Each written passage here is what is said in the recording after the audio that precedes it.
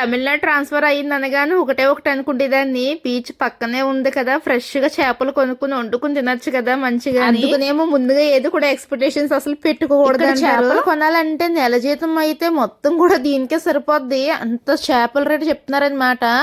ఏంటంటే ఇక్కడ ఫేస్ ని చూసి మరీ అమ్ముతున్నారు, అంటే లాంగ్వేజ్ ప్రాబ్లం కదా, వీళ్ళు ఎలాగైనా సరే కొనేస్తారన్న ఒక కాన్ఫిడెన్స్ అనమాట. వాళ్ళకి హాలిడే, నేను వీడియో ఎడిటింగ్ చేసుకోవాలని చెప్పేసి ఆ బీచ్ కి అయితే వెళ్ళాము.